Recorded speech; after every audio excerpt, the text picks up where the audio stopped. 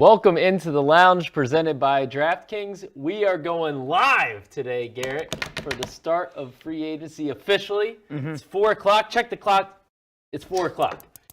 What's the time on it? Says 4 o'clock. We're ready official. To go. All right, we got our phones out. If we get the buzz, it's like Ian Rappaport, Adam Schefter. If we have to give you exactly. We'll have to do one of those. But we're live. So here we go. Let's start out, Garrett, with the most recent news. What's going on today for the Ravens? Why don't you start off kind of recapping what's going down? Well, the latest from Adam Schefter is about Justice Hill. The Ravens reportedly offered a 2-year contract to him, up to about $5 million for him. And so that is one move that the Ravens have reportedly made. Also, when it comes to Tyler Huntley, the Ravens have reportedly offered him a restricted free agent tendered him at the original round value to keep him in Baltimore. Now he's a restricted free agent, so the quarterback situation, there's certainly uncertainty there, both with the starting quarterback, Lamar Jackson, and Tyler Huntley. Right. Other kind teams. Of a similar deal to Lamar in that It's kind of a similar situation. You can get a tender from another team. He can go out and talk to other teams. If they offer him, the Ravens have the opportunity to match. If they did not match that offer, then the Ravens would not get anything in return, unlike the situation with Lamar. Yeah, and obviously now that it's 4 o'clock, in terms of Lamar, the Ravens have put the franchise tag on him, but now that it's 4 o'clock, he does have the ability to talk with other teams. That wasn't able to take place until now. So at this point, now that it's 4 o'clock, other teams could reach out and try to negotiate with him. The Ravens, of course, still have the right of first refusal. If another team were to make an offer sheet to him, the Ravens have the ability to match that and keep him here in Baltimore. So, but that was basically the thing that people were waiting on, is now that it's 4 o'clock. So we'll see where that goes and if there's any news that happens on that front. We're basically in our command center here. Okay, we got. I should have brought in another phone. Just have phones everywhere. More phones. Just landlines. Exactly. Just go old school. Yeah, old school landlines, and just have all that pulled up to make it look like even more of the war room in here. But there could be news that takes place as we're live here, and we'll see how all that plays out. We're on Twitter just like everybody else is, monitoring what's going down. The other thing that you didn't mention was the restricted free agent tenders, and there was one reportedly not offered to Geno Stone, the safety. Now, he could still return to Baltimore. That makes him a free agent now, an unrestricted free agent. I think there's certainly a possibility that those two sides could come together, but as of right now, that's what the report is, that Geno Stone is no longer a restricted free agent. He's unrestricted now. Right. So that's the news. Of course, a lot of things that have been reported over the past couple of days now become official at 4 o'clock, right? So Ben Powers was agreed to a 4-year deal with the Denver Broncos, reportedly. That's at $52 million. That's an average of $13 million per year. That puts him number 10 in average salaries for guards in the NFL. So congrats to Ben. It's a great deal for him. Josh Oliver, 3-year, $21 million deal with the Minnesota Vikings. An average of $7 million per year. Again, a guy who really had a breakout season in 2022 gets a payday, and you kind of just tip your cap to those guys. I mean, with Ben Powers, I think it was understood that he was probably going to price himself out of Baltimore, priced himself out of Baltimore, was going to land elsewhere. Yeah, Ben, listeners, if you listen to the episode that he was on the podcast, that was one of my favorite episodes. His mentality, I thought, came across, and he was pretty honest about that. Basically, going into last year, there was a feeling like, is this guy going to be on the team? And then, he's going to be on the team, but is he going to be a starter? And ends up being a starter, playing every game, and now gets a really nice payday with the Denver Broncos as one of the higher paid guards in the game. So you really feel good for him. But he basically said, when he joined us, I knew what this year was. Right. I knew this was a contract year, and this was an opportunity to go get paid and change my life and my family's life in a huge way. And so for him to be able to do that, certainly with Ben, one of the things that always stands out, and he also talked about this in the interview, is the connection he had with Mo Gaba. And I think that, that was a moment that was really special for the Ravens organization, special for Ben personally. And so he's a guy that, it's difficult to see talented players leave, but you also feel good for him in order, and that he got a huge deal. So I don't really fault him. The other big news at 4 o'clock, the reported trade of Chuck Clark to the New York Jets, reportedly for a 7th-round pick in 2024. That can now become official now the new league year has began. I don't see a tweet yet or any confirmation from the Jets on that. They might be waiting for a signing or who knows what it is. They've got a lot going on. I don't know if you've heard. New York Jets got a lot of news today. Care of Pat McAfee show. And Aaron Rodgers. So, we'll see on that. But now that it's 4 o'clock, that trade can be processed, that reported trade. I do want to back up a little bit and just talk about the reported deal for Justice Hill, 2-year deal, and what that means. What's kind of your takeaway on that? Well, look, I mean, the Ravens are a team that they clearly value running the football, and I don't think that's going to change. Obviously, there's a new offensive coordinator with Todd Monken, but I think that this team is still going to be a team that doesn't completely move away from the ground game. So I think that that's a piece of it. With Justice, like, it's not like I expected him to go out there and get a huge deal. The Ravens want to have a good stable of running backs. There was also reports as over the past few days as they've been clearing cap space that they've restructured the contract of Gus Edwards in order to clear some cap space. So this basically in order to kind of keep him here. To keep him he here. was a potential salary cap casualty. Restructured the deal. He's going to stay in Baltimore, which is awesome news. Yeah, so basically you go into next year and you feel like, okay, J.K. Dobbins is going to be there. Right. And I think J.K. is going to have a big season, a really big season. Gus Edwards is going to be in Baltimore. I think he's going to have a really strong season, and Justice Hill is going to be here. Right. So I think that like you keep your running back group intact. I know there's been like buzz or speculation. Could the Ravens take a first-round running back? Could they take Bijan Robinson? Right. Like, I don't necessarily know that re-signing Justice Hill affects the draft strategy too much, but I think in totality, you keep Gus also. You have your running backs in place. Your trio. I think it makes it more surprising. It would make it even more surprising. We would already be surprised if the Ravens draft Bijan Robinson, I think, in the first round. Retaining Gus Edwards and keeping Justice Hill would make it even more surprising to me if that were to happen. Yeah, I don't think Mel Kiper's not losing sleep. yeah. He's resting a little easier now that Justice Hill and Gus Edwards are still in Baltimore. So, I mean, I think with Justice, special teams is a big factor there. Mm-hmm. He's kind of established himself as a very strong special teams player. He came off the Achilles. And honestly, I remember watching him in practice. What was it, minicamp? I think it was minicamp, even OTAs when he was back in the field from the Achilles. And I was like, man, Justice Hill is moving well. Right. Like, he's running well. It looked very explosive.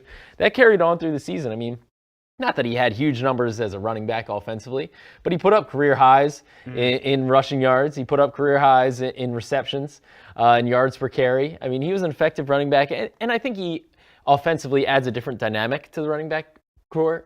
He's more of that third down kind of scat back kind of speed, can get to the perimeter. Todd Monken's talked about wanting to have more space players, to kind of open things up a little bit more. I think Justice Hill helps them do that. Yeah, I just think that like as a whole, you're able to keep your running back group intact, and I do like what Justice does. Like, I do some nice stuff on the screen here. This is nice. yeah, totally. But I like keeping those guys that group intact, and I think that puts you. You always like to go into the draft, and I've said this before. It always stands out to me from Ozzie Newsome, something that he would always talk about. We've lost. The lounge is still alive, even though we don't have the logo. Don't worry, folks. Yeah. The lounge is alive and well. It's a different background. We didn't even address the elephant in the room here. Everyone's really worried about our backdrop. This is the ancillary lounge. Yeah. The auxiliary. That's the word I'm looking for. I think in reality, the other lounge is the ancillary lounge. This is this is the real studio. This is the studio. This isn't a lounge. That's true. That's true. Well, look, now we're back up and running. So, one thing that Ozzie Newsome would always say is like, you want to go into the draft and not have like all these holes that you got to plug. For sure. And I think that basically keeping the running back group intact allows them to feel like, okay, going into the draft, you feel really, really good about where your running back group is. And the terms of the deal are it's not like the Ravens reportedly broke the bank for this kind of deal. I think it's a good right price, right player. And I honestly think in Todd Monken's offense, like I said, I think he can have a bigger role moving forward and get a few more touches offensively while still maintaining his status as a good, strong special teams player. I mean, he's a good gunner. Yeah, he is. The other thing, too, that I'll just mention here, we are going to try to get to some fan questions over the course of this episode. Yep. So we see some of the comments that have come in on YouTube, on Facebook. So keep those questions coming. We do want to answer those questions.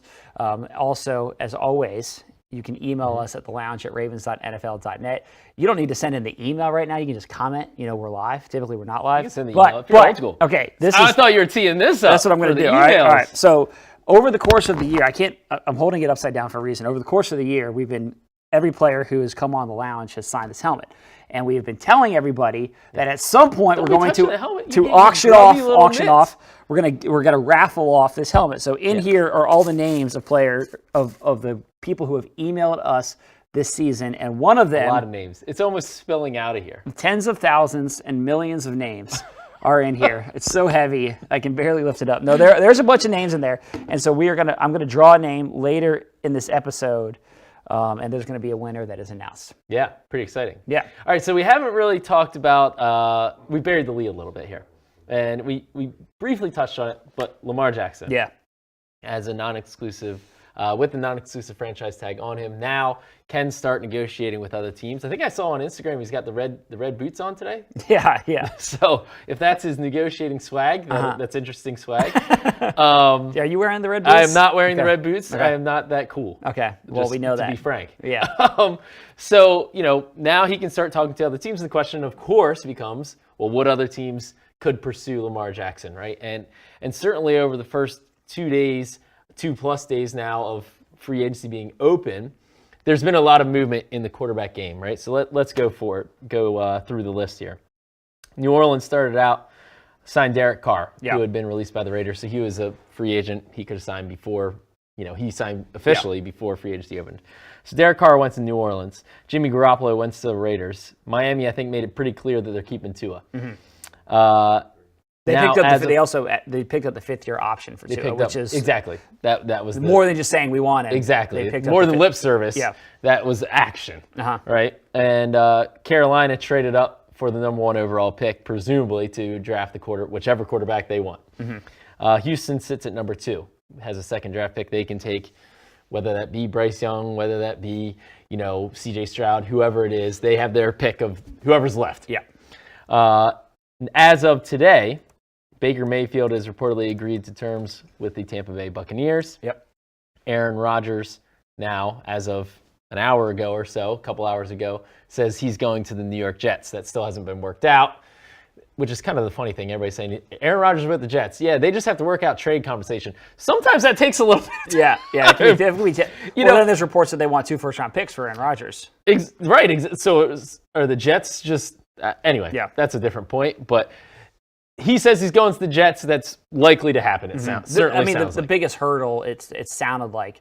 Trade compensation is always a hurdle, but the biggest hurdle was what he wants to do. Does he want to continue playing? Does he want to stay in Green Bay? But if the Jets say, yeah, we'll give you a 2nd-round pick. Yeah, well, the Raiders say, I don't care if he says he wants to go to New York. Nah, I think he's going to end up in New York. I think he will. Yeah. So to the point. So that's a lot of quarterbacks in there now. Atlanta has reportedly said that they are sticking with Desmond Ridder, who was a 3rd-round draft pick last year, who got starting experience, actually played in Baltimore. What the action is there, we haven't seen exactly. So, as you kind of look at this, since we started this, the Commanders are expected to sign Jacoby Brissett. Now, whether that's to be their starters, they've said previously Sam Howell enters the season as their QB1. Is Jacoby Brissett QB1 now? Or I don't know, right?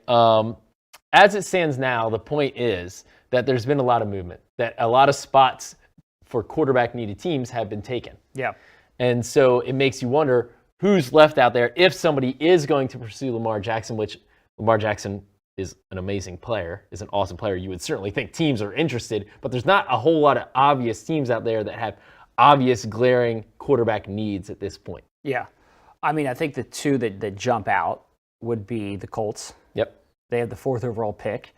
And based on the way that the draft is starting to shake out, the Panthers have traded up to number 1, so they're going to take whichever quarterback they like the most, presumably. There is a belief that the Texans have the 2nd pick, but then Arizona has the 3rd pick, that they'll end up trading that pick. Right. That's so basically, there could be the draft could go 1, 2, 3, 4 with the top 4 quarterbacks coming off the board. Well, specifically, I think they're talking about the top 3. And then it's at number 4 if you're the Colts and you don't trade up to number 3, and the Cardinals trade out to whomever. Then are the Colts? Do they feel like it's worthwhile to take the 4th best quarterback with the 4th pick, or is that not enough value for them? And the debate is whether it would make more sense for them to pursue Lamar Jackson in that scenario if you're not going to get one of the top 3 guys. Right. That's the debate. Yeah, of course. And maybe they do. Maybe they try to make an offer that the Ravens couldn't match. I think that it would be tough to see Lamar Jackson go to Indianapolis. For sure. I mean, they're an AFC team, and it would be difficult to see him go and play for the Colts. And so I think that that's one option. The other one that's been floated out there is Detroit. Could they be a team? They still have Jared Goff, who played really well last year, but could Detroit go out there and try to add Lamar? Maybe. I think that, at this point, as we're sitting here, and, I keep refreshing Twitter, I haven't seen anything come in. Right. There's been no reports of another team starting or being really interested in making an offer. Right. There hasn't even been smoke of saying we're hearing that this team is going to be in the Lamar Jackson sweepstakes. Right. There hasn't been that smoke. Could there be? Could a team do? Certainly. And I also am not naive enough to think that every tweet that you read is gospel, that there's no opportunity, there's no way that a team could be saying one thing and then doing another. Well, and when you're talking about what a deal of that magnitude, what that would take, oftentimes that is shrouded with the utmost of secrecy. Teams are very tight-lipped about making massive moves at the quarterback position, which any team that would go after Lamar Jackson, that's a pretty major, that's a massive move. And so I think the point here, when you also bring in all the other factors of what it would take contractually, what it would take, because if the Ravens were to match, you would give up 2 first, or were not to match, you would give up 2 first-round picks also. There are a lot of hurdles here. There's the communication and working out a deal, which is its own, with Lamar Jackson not being represented by an agent. That adds to the whole equation here, right? So there's just a lot of hurdles, I think, for a team to get over, and now you see the list of possible teams dwindling. That adds even more likelihood, in my mind, that Lamar Jackson does not go elsewhere, which is music to our ears. Yeah. Because as the Ravens, and we want to see Lamar Jackson get that long-term deal and be here for a long time, right? Yeah. And so then it's a matter of, to me, okay, does that mean under the franchise tag in 2023, or the hope that the two sides come to a long-term agreement, right? And part of the non-exclusive franchise tag, I think, part of the beauty of that tag and the reason of using it is to provide some insight into what the market for Lamar Jackson is, right? Obviously, the two sides have not been able to come to a number of what that value is. Yep. The market can help set what that value is. Now, if a team doesn't engage in big-time negotiations, in-depth conversations with Lamar Jackson, if it never even comes to that, right, because there's so few teams and the hurdles that I mentioned, if it never comes to that, you don't really get that education necessarily. Yeah. Right? Lamar doesn't get that education of seeing what that market is and what it's not, and the Ravens don't, right? So I think it's a weird situation in which you want some knowledge, right? You want some knowledge of what that market is, because that could move you closer to the long-term deal that you want. Yeah, it's more risky because that gaining that knowledge could find out that a team is... You want the knowledge, but you don't want them to come to a deal. Yeah, it's like you want the knowledge. Right. You just want the information. Right. Yeah, look, I think I've said all along that my gut and my feeling is that Lamar ultimately stays in Baltimore. Right. I think that would be the Ravens' hope. That would be our hope. Right. He's a great player who you love watching play. And so I think the Ravens have made it clear every time that we've talked with Eric DeCosta or John Harbaugh that they're working towards that long-term deal, and I hope that happens. Right. And even though now it's 4:00 and teams can start calling and negotiating and all that, my feeling hasn't changed that I would still think Lamar Jackson ultimately stays in Baltimore. And there's kind of 3 avenues that I could go in my mind if he stays here. One is the franchise tag, could play under that. And then we could be back here in a year having the same conversation. Right. Another is he signs a long-term deal, a 6-year deal. Right. And then the other is a middle of the road, a 3-year deal. Right. And that could be another option. I think we're all hoping that we're not at this table having this exact same conversation. We've been having it for the last, I think we can safely say that. It's funny, at the Combine, when I did the interview with Ian Rappaport about this, he basically said, didn't we have this conversation last year? Yes, Maybe we just play the tape. We just play the tape from last year and just say that it's this year, and it just feels like it's a similar conversation. So I think that those are the 3 possibilities that I see, and I don't know which of those 3 I would say is the most likely right now. It's hard for me to kind of make that prediction. Right. But my gut says that he'll end up being here, and that's... Well, the other possibility, obviously, is that he's not here, but I think of the possibilities, that it, to me, it is the least likely of those possibilities right now. Mm-hmm. Just my opinion. Yeah. That seems like the least likely of the possibilities. Right. And the optimistic way to look at all this, because I'm sure there's a lot of Ravens fans, once that clock struck 4, that they started sweating even more, thinking about the possibility that Lamar could leave. The optimistic way to look at this, and what I was kind of talk about with the information, gleaning information from this process, is you can look at this as the next step in getting to that long-term resolution that we're looking to reach. Yeah. That's the way to kind of look at it as you're worried on your couch. Yeah.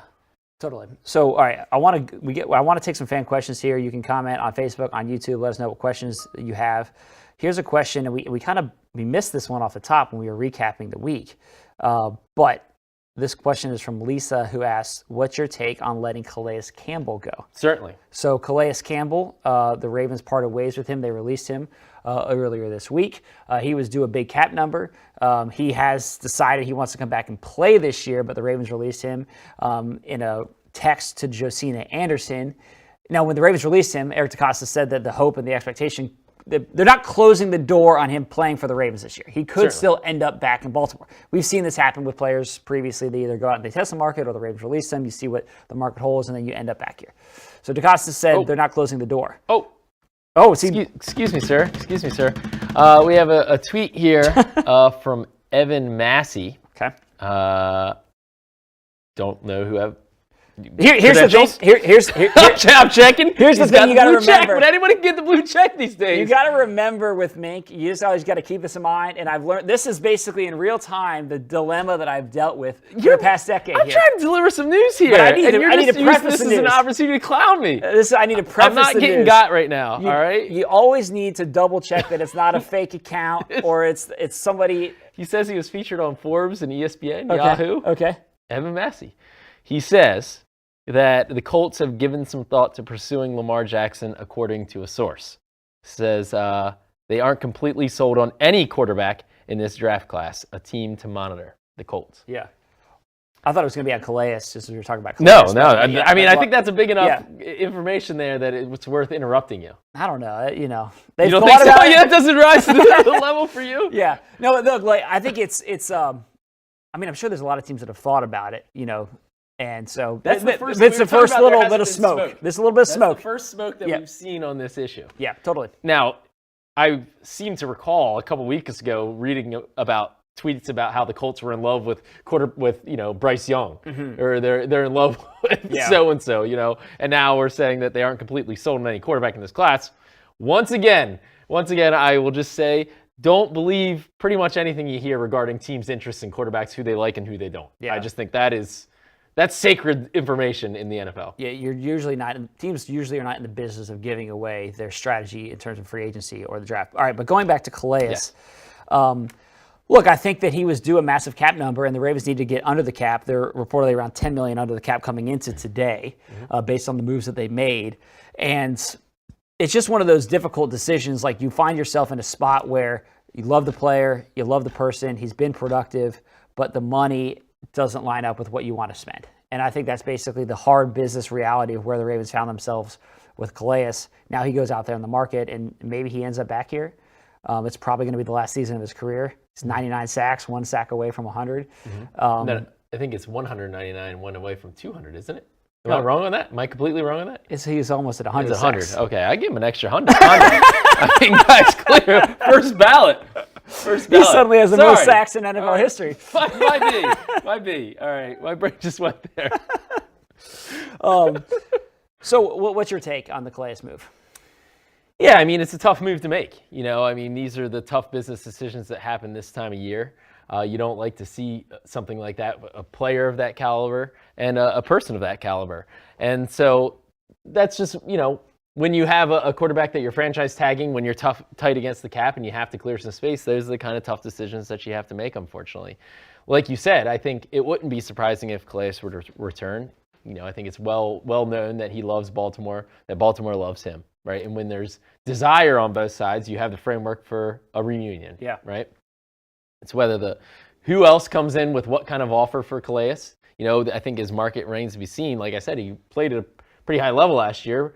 But, his age, it being in the last year of his contract, oftentimes Ravens fans know well, the Ravens are pretty adept at scooping guys off the veteran free agent market at the tail end of their career and getting them at a reasonable price. What will that price be for Calais Campbell? We don't know. The Ravens on the defensive line have everybody else coming back. Right. They already re-signed Brent Urban a week or so ago to a 1-year deal. So they have a veteran defensive end. They have a lot of young talent there. Travis Jones, a rookie from last year that really flashed, could step into a much bigger role. Broderick Washington played really well. Justin Madubuike. They have young components there. Michael Pierce, talking about the guys who restructured contracts to stay. He was another reported person that did that. So they have a lot of depth and talent still on the defensive line. You'd love to have Calais back and to add to that, but I don't think that the Ravens are in a situation where they have to have him. And, of course, you could still add a veteran in free agency, a cheaper veteran, or draft somebody to bolster, kind of put into that pipeline. All right, so, we're about 20-plus minutes into this, and we haven't even really mentioned the word wide receiver. And surprising, and we do have several questions on that. This one from Tristan Meager, who asked any guesses on potential wide receiver signings. So as we sit here right now, the receivers that are off the board, Juju Smith-Schuster signed today with the Patriots. Jacoby Myers left the Patriots and went to the Raiders. Yes. Okay. And who am I missing? There's one other. Allen Lazard. To the Jets. Thank you. Yeah. And so all those guys, the top three, those are basically considered the top 3 receivers on the market. The other big one is Odell Beckham Jr., who at this point has not signed. The Ravens were reportedly at his workout last week. He'd be one of the top ones as well. Yes. And those 3 have all gone for an average of $11 million a year. Yeah. So that seems to be kind of the going rate. Now there's reports that Odell wants 15 to 20 million, so which would obviously be much more than that 11, and that's maybe part of the reason he hasn't signed yet. He may want more than teams are willing to spend right now and sit it out. He sat out, all last season recovering from the knee injury, so he may be taking his time. Yeah. But I do think that in terms of on the receiver market, what's relatively encouraging about that from a Ravens perspective is that it hasn't been like blowing up what we saw last year. Yep. Now that was Tyreek Hill and Devontae Adams who were getting around $30 million a year. Yep. But big difference in price range. So there could be a receiver who is available to the Ravens who fits like the right player, right price mantra. Yeah, there certainly could be. We don't know who that player is. Yeah, I don't know who it is. I think right now, the Ravens are still, they don't have a ton of cap space right now. I think it's a report of 10.3, and that was before the restricted free agents and all that tendering. So that doesn't enable you a ton. Now they have more flexibility. If they were to restructure some more veteran contracts, they could clear up some more salary cap space if they were to do that. Or, part of the issue here is Lamar Jackson, as we've talked about in previous podcasts, is really kind of the linchpin to all this, right? And if another team does make an offer for Lamar Jackson or get him to sign an offer sheet, the Ravens want the financial flexibility potentially to match that. Right, so you also don't want to burn through all your cap space in case you have to match a higher offer than what the Ravens have him on right now with the franchise tag. Right. In year one, you have to be able to fit that salary under the cap right now. So there's some moving parts here where I don't think the Ravens have infinite salary cap space, right? And now, 10.3, you can work with that. And let's just look at the wide receiver market. You mentioned 11 million average per year. That doesn't mean you have to fit 11 million on their salary cap right now. Yeah. Oftentimes, if you were to sign a 3-year or 4-year deal with a player, the year one cap hit would be smaller, on the smaller end, maybe 5 million, 4 million, whatever it be, right? So I think that the Ravens still can be active in the wide receiver free agent market. Who that be for a DJ Chark, whoever it may be. There's other names. McCole Hardman's another name that's still out there. The wide receiver market hasn't gone crazy, right? I mean, you haven't just seen them going for high prices and going really quick. It's a little bit slower. I think that plays into the Ravens' hands and their strategy a little bit here. That is a benefit to the Ravens as they sort out what this Lamar Jackson situation is a little bit, maybe get some insight on how that's going to go down. There's other wide receivers potentially available via trade. That's another avenue that the Ravens could go. So I would sum it up by saying I think the Ravens I would expect that they're probably closely monitoring the wide receiver situations. There's still targets out there that I think that they could pounce on. I mean, I agree. I'm with you. So I think the trade is an interesting option for the Ravens. I mean, with the quarterback uncertainty, what is your strategy like? What are you telling? What do wide receivers want to know? They presumably want to know who's the quarterback going to be. I would think that when they're signing with a team, the trade route is interesting. There's been reportedly the Rams have told Allen Robinson that he's free to seek a trade. The big one that we're hearing now, the rumors are the Denver Broncos are saying that their wide receiver, well, they're not saying, but reportedly the Broncos wide receivers are on the block, basically. That Jerry Jeudy could be had, Cortland Sutton perhaps, even more, KJ Hamler, that you could get one of the Broncos receivers. According to reports, the price is high on the Broncos receivers. Jeff Howe reports that they're looking for at least a first-round pick for Jerry Jeudy. Right. So that's rich. That's a lot if it's first-round plus. But I do think that the trade market is one that we shouldn't lose. Of course, DeAndre Hopkins is somebody fans have been talking about for a long time. I think that's a market that also you should keep in mind and keep monitoring. Well, along those lines, here's a question, and it's no surprising once we started talking receiver, there's lots of questions on this front. This question is considering that we do not have a second-round pick. Okay, the second-round pick this year is Roquan Smith. Ravens used that to get him last year. Pretty good pick. So pretty good pick. I'm happy with that one. But considering we don't have a second-round pick, the cap is tight, as you just talked about. Are the Ravens out of the DeAndre Hopkins sweepstakes? Well, we don't know. There's been a lot of rumors about that being a second-round pick, that kind of being the starting point. Could a second-round pick in 2024 and a fourth-round pick in 2023 get the deal done? Does that have to be a second-round pick this year? I don't think that necessarily eliminates the Ravens from the DeAndre Hopkins sweepstakes, right? Does it make it a little bit more challenging? Perhaps. But I just think when you're talking about trade compensation, there's so many creative ways to go about it. There's salary involved. Does that team eat a portion of the salary? How much of that? There's all different kinds of ways to get that done. So no, I don't think the fact that the Ravens don't have a second-round pick rules out DeAndre Hopkins. I think more likely it's the salary. Right now, if the Ravens were to get Lamar Jackson, a long-term deal done with Lamar Jackson that had a lower salary cap hit in year one, that becomes a lot more feasible. Right? If you're talking DeAndre Hopkins at his salary right now coming aboard, they don't have the flexibility as it stands now to swallow that salary. Right. All right. Let's take a quick break here and give our shout out to our friends at DraftKings. The sports landscape's always changing. This week is no different. DraftKings is the leader in daily fantasy sports, and it still has daily fantasy contests running for everyone who's looking to have skin in the game. So every player has a salary associated with drafting them. You assemble a lineup of players, you stay under the salary cap, and then you sit back and you watch your points pile up. Now you know how to play. Download the DraftKings app today. Sign up using the code FLOCK. New users will get a free entry with your first deposit. The code is FLOCK at DraftKings. So we're going to give away this helmet or what? Oh, all right. Let's do it. All right, so again, here's the helmet. All right. I can't turn it upside down because there's a bunch of names in here.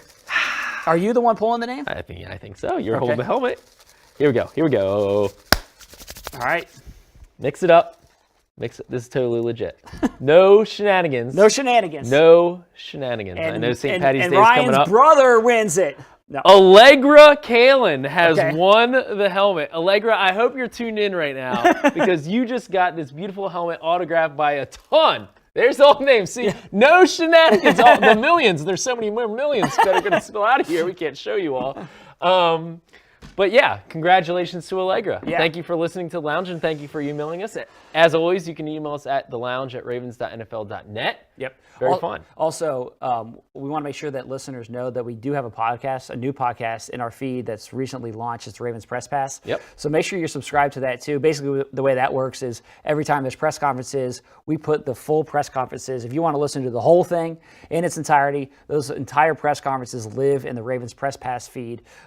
Interviews will also live there. The locker room scrums, all that will be in that spot as well. So make sure you're subscribed to that. Leave a rating and a review on that and the Lounge as well. So, all right, I think it's only appropriate, by the way. It's spring season. Yes. It's allergy season, and Allegra wins the helmet. Perfect. Well done. Perfect. Well done. Well done. Sorry, Allegra. I'm sorry. I'm sure she's heard many jokes along those lines. I just couldn't resist. So, all right, in terms of other notes of what's been going on over the past few days, let's kind of hit on some of the other players, former Ravens, and where they sit. Okay. If you've been looking at the news and following the news, today, Hayden Hurst, former Ravens tight end, signed a 3-year contract with the Carolina Panthers. So it's kind of interesting. 2 former Ravens tight ends have basically signed the same contract. Hayden goes to Carolina on a 3-year, $21.7 million deal, and Josh Oliver goes to Minnesota on basically the same one. Right. Well, it's double good news. Congrats to Hayden double, because you're also now not a Cincinnati Bengal. Yes. So congrats to you. I think that's good. He played pretty well for the Bengals last year. He did. So, yeah, I'm happy that he's no longer a Bengal. Yeah. Also with Carolina, Bradley Bozeman signed a 3-year contract there, reportedly for $18 million, I believe. So 2 former Ravens of Carolina. Another big name former Raven is Orlando Brown Jr. Obviously won a Super Bowl last year playing left tackle for the Kansas City Chiefs. At this point, and I'll keep refreshing here, but he has not signed anywhere. The Chiefs have moved on, so he's looking for a deal elsewhere out there on the market. So we'll see what he ends up getting. Certainly he wants to play left tackle and wants to be paid as one of the best in the game, and so we'll see what that deal ultimately looks like for him. We see, as of breaking news here, Deshaun Elliott, 1-year deal with the Miami Dolphins. So congrats to Deshaun as well. Other news around the AFC North. I think, as I mentioned, the Bengals here, kind of the buzz there has been Patrick Peterson going to the Pittsburgh Steelers. That has been their big pickup. And then the Bengals lost their 2 starting safeties, Jesse Bates and Von Bell, both gone from Cincinnati. Those are 2 big hits. Dax Hill, the rookie they drafted in the first round last year, and Justice Hill's brother? Yeah, brother. Will be in a big spot for the Bengals. So big news in the Hill household. Yeah. So that's kind of the news around the AFC North. Deshaun Watson with Cleveland has renegotiated his deal. Yeah, basically that just moved money around. Free up salary cap space. That just opened salary cap space. Tons of it. It's still the same deal, but it just moved money around. Yeah, so there's the other deals. I want to get back to talking about potential Ravens signings here. Yes, okay. And, one big unrestricted free agent that still is on the market, Marcus Peters. Yes. And the possibility of Marcus returning. Haven't really heard much smoke. There's not been much buzz on that on Twitter. What's your gut telling you on Marcus Peters? Yeah. He is one of the toughest ones to predict, I think, in my mind. I think that the Ravens would like the idea of him coming back. I mean, he was a high-quality player. I think that he is a tone setter in a lot of ways for this defense. I go back and listen to what some of his teammates have said over the past few years, like Marlon Humphrey talk about how he's one of the smartest players, maybe the smartest player that he's ever played with, and how he just made everybody around him better.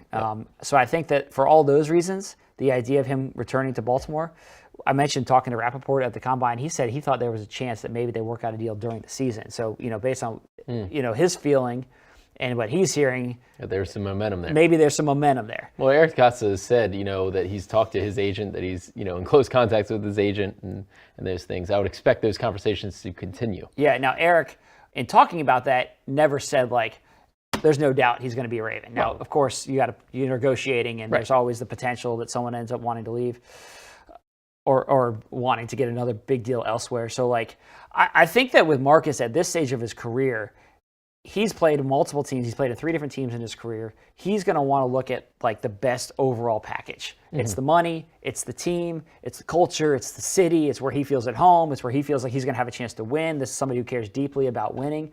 So I think for all those reasons, Baltimore would be a good place. And I think that the Ravens would like the idea of him coming back. That's my feeling. But it only takes one team, and cornerbacks go for big money. So as much as we're sitting here saying I'd love to have him back and he's going to look at the full package, I don't think that he is going to take a deal that he doesn't feel like is fair market value. So he could get a nice deal out there on the market. And the fact that we haven't heard anything from him, any reports, to me isn't really a surprise. As you know, Marcus doesn't really talk with the media too much. He keeps that quiet. So I'm not necessarily surprised that we're not hearing a ton of reports on the Marcus Peters front. And that's one, I don't think that it's going to be weeks, or a month plus on him. But I'm not surprised that it's not 4 o'clock and we're not hearing okay, here's the Marcus Peters deal. That's one that he's been through the business side of this a couple of different times. And so he will see how this plays out and then make a decision. He's a pretty chill dude, I feel like. Well, except when he's playing. Yeah, ask receivers who go up against him how chill he is on game days. I feel like Marcus Peters doesn't sweat. You know what I mean? Yeah. I don't think he's I just don't see Marcus Peters on his couch at home refreshing Twitter and being like, what's the latest here? What's going on? Yeah, I would agree. I feel like he plays it pretty cool. That's my gut. Yeah. And the cornerback market too. Darius Slay, released from the Eagles. That impacts the cornerback market. Another top guy on there. Rock Ya-Sin's still available. Sean Murphy-Bunting. There's still some cornerbacks that are available in the free agent market. And I think as there are more guys out there, and a lot of guys who were released or rumored to be possibly on the move, returns to their team. There's been some cornerback movement, and a lot of those chairs in the game have already been filled, right? And so I don't know how many more spots there are out there for, let's say, a team to sign Marcus Peters to a big-time deal. You see what I'm saying? The musical chairs has kind of gone on for a couple days now. The longer it lingers, the more likely I think it is that Marcus Peters lands back in Baltimore. Now, the draft is going to play a role in this, apparently a loaded cornerback class in the draft. Is it a situation, I probably expect that Marcus Peters would be on a team before the draft. I don't think it would wait that long. But is it a situation where teams maybe fill some needs at cornerback, the Ravens see if they fill a need at cornerback and then make a determination? I don't know. That would be a long time for him to wait, but Justin Houston waited till June the past couple of years. Or later. Could it be another situation like that? All right, we got a tweet here that's semi-breaking news. It's not really news. It's a little news, semi-news. Jeremy Fowler. Semi-news. Jeremy Fowler from ESPN reported, the tweet says, the Ravens, who face uncertainty around Lamar Jackson's future, have been involved in the free agent quarterback market, looking into options such as Baker Mayfield and Jacoby Brissett, per league sources. Baltimore appears to be looking for flexibility. So now, in terms of Jacoby Brissett and Baker Mayfield, they're both gone. They're off the table now. Right. So that they've signed deals. So I guess based on this report, prior to them signing deals, the Ravens were in the mix with them, but they are going elsewhere. So did you check for the Jeremy Fowler check mark? Did you get got? That's you. That's you. Did you get got? That's got to check. All right, that's legit. What's your take on that report? Well, yeah, I mean, it's not surprising because, you don't know exactly what the future holds for Lamar Jackson, as his tweet says. I mean, as much as we talk about intent and desire for Lamar to be back here, any team can blow him out of the water with an offer. And so you just don't know. So the Ravens don't want to be caught in a position where they're stuck without a quarterback that they can envision as their week one guy.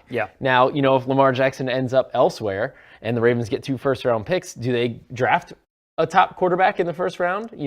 There's other moves that could certainly come, but as you were kind of talking about earlier, you never want to get in a position where you're boxed into drafting one's position. Right? So getting some veteran, a veteran starter who's done it for a while, has played at a high level, exploring that option is certainly not surprising. Yeah, the other thing too is I just think the Ravens do their due diligence on just about every player and position when it comes to free agency. So they're always looking and talking and investigating. I think that's part of the process. Sure. And as we talked about with Snoop, right?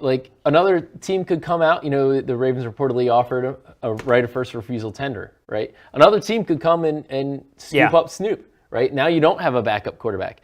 What kind of quarterback best fits in Todd Monken's system? Obviously, part of the advantage of having Snoop as the Ravens' backup quarterback is he played the game in a similar fashion to Lamar Jackson. You didn't have to change the offense when he came in.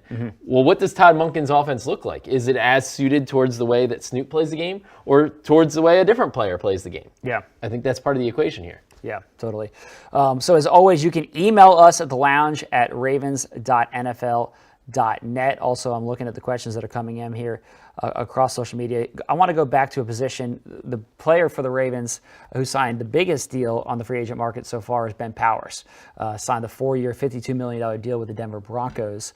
And just the good news whenever you lose a player like a Ben Powers or Josh Oliver who goes out and signs a 3-year, $21 million deal with Minnesota Vikings is that you get comp picks in return. Nobody has mastered the comp pick formula better than the Ravens since that was put into place. And so the expectation as of now is that they'll get probably a 4th-round comp pick for Ben Powers and a 5th round or 6th round? 6th round pick for Josh Oliver, which is good news that you basically get a little bit of return despite losing that guy. It's also a sign of just good business, right? The Ravens drafted Ben Powers in 2019 in the 4th round. You got an amazing 2022 season from him, and now you could get a 4th-round pick in return. Of course, you don't like to lose Ben Powers in free agency. You'd rather keep him if in a perfect world. Yeah. But this happens all the time. Guys get priced out. Yeah. But it just shows, A, it was a good pick, right? He gets paid a top 10 salary. B, it was good development on the by the Ravens coaches. Yeah. To get him to that point where he could get that contract and help get him get that contract. And of course, it was a great play by Ben. Yep. Right. So it's just, that's kind of, we've seen this time and time again. It's good business. It's kind of the circle of life in the NFL, right? And if you can keep drafting players, developing them, even and hopefully retain them, if they leave, you get a good comp pick back that equaled what you put into them. That's just good business. So the question here from Jordan Shelton is Ben Cleveland the guy to replace him at left guard? Yeah. So what's, last year, again, going into it, I think a lot of us would have said, all right, if I'm ranking the left guard starters, probably Tyree Phillips number one. He ends up getting, traded. Yep. And then it's they traded him, right? Yeah. No. Oh, they cut him. Yeah. They cut him. Okay, I was like, did they trade him or they cut him? Giants picked him up. Yeah. So it's Tyree Phillips, it's Ben Cleveland, it's Patrick McCary, who's the jack of all trades, can play every position along the line. Yep. What is your expectation? Is it Ben Cleveland who ends up getting that job? Is it somebody else? Did they bring in a rookie? I think a name not to forget, there's John Simpson. He was a very under-the-radar pickup kind of late in the season by the Ravens. He had been released by the Raiders, I believe it was. This is a guy who started a considerable amount of games for the Raiders the past couple of years. Was, I believe, a second-round pick. This is when we go, let's see, having the laptop right here. Pretty nice, all right? So John Simpson, fourth-round pick out of Clemson. Right, I mean, this is a big dude. I mean, you're talking a 6'4", 321. Yeah. Like, just saying. I think don't forget about him in the competition. Yeah. I would probably say between he and Cleveland, I think the Ravens want Patrick McCary to be their swing tackle. Yeah. And I know they re-signed him to a deal. Yeah. Last year, in the 21 season. Yeah. But that's a valuable spot. I mean, Patrick. How many times have we seen Patrick McCary come into duty? Yeah. Right. You're going to have injuries, so I think that. I think that it's probably between Cleveland and John Simpson right now would be my leaders in the clubhouse. Yeah. And then I would say that they're probably going to draft a rookie to kind of plug into the system again. The other thing, too, I'll just say, I know Cleveland has played sparingly in his first two seasons, but Ben Powers had played pretty sparingly, and then all of a sudden he ends up winning the starting job this year and getting a massive contract. Yep. And so he's not the first guy in Ravens history who has followed that type of trajectory. Certainly. I mean, I go back to like a Ryan Jensen. Right. Ryan Jensen was somebody who was a practice squad, late round pick and on and off, and then all of a sudden he ends up getting a big deal, and people look at him as one of the best centers of the game. So there's been examples of that. Powers is the latest. So maybe Ben Cleveland ends up getting his opportunity this year, and he ends up seizing it, playing great. Certainly and he's the next guy. When we're doing this in 2 years, he ends up getting a big deal, whether it's here or elsewhere. So we'll see. Yeah, absolutely. Then the other question is tight end. I think that's kind of a simpler answer there. Josh Oliver leaves.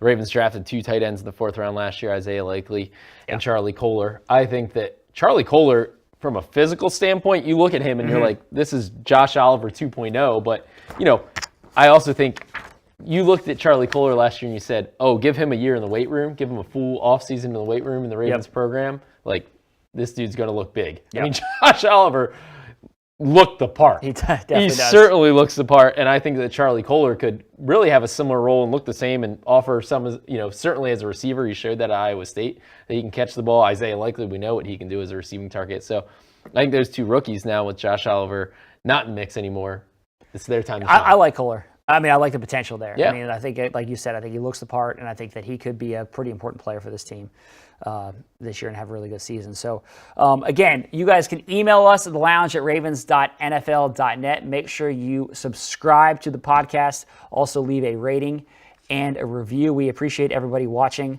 whether it was on YouTube, our app, our website, our Facebook page. It's been fun to do this. Yeah. And I've enjoyed going live and getting a chance to react to the things that are taking place here live as free agency opens. Also, make sure you listen and subscribe to the Ravens Press Pass podcast as well. So that's it for us. Thank you so much for watching. Have a great day. There's going to be more to come over the next few days.